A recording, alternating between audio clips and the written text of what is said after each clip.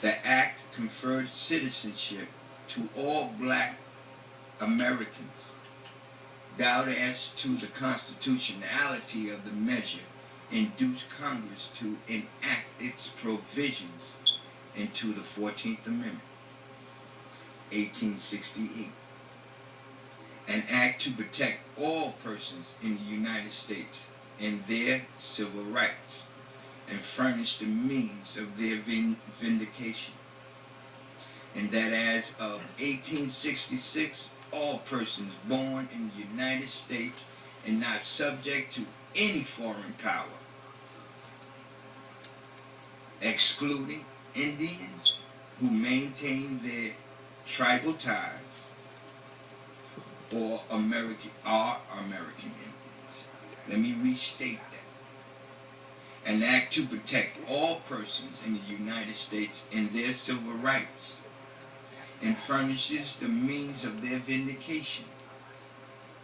And that as of 1866, all persons born in the United States and not subject to any foreign power, for as foreign immigrants, excluding Indians who maintain their tribal ties, are American citizens. Review and compare the preamble of the United States Constitution of America.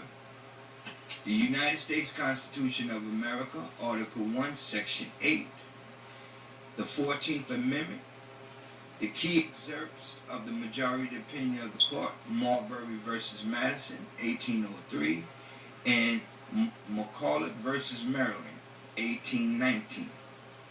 No foreign immigrant have rights in America. America and all her natural resources only belongs to American citizens, not to the private sector or foreign immigrants. America,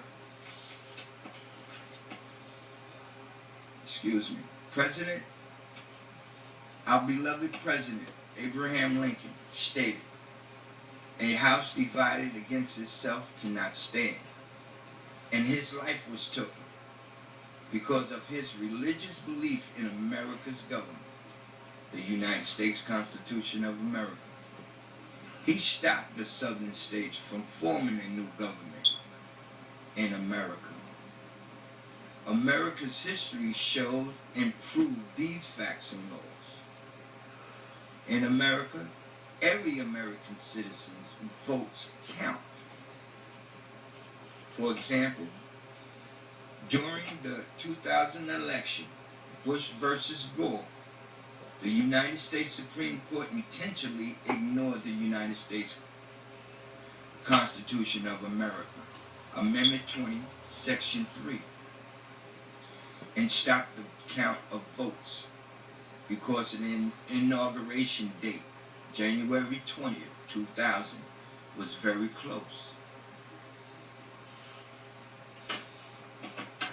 The United States Constitution of America, Amendment 20, Section 3, states in part, if at the time fixed for the beginning of the term of the president-elect shall have died, the vice president-elect shall become president.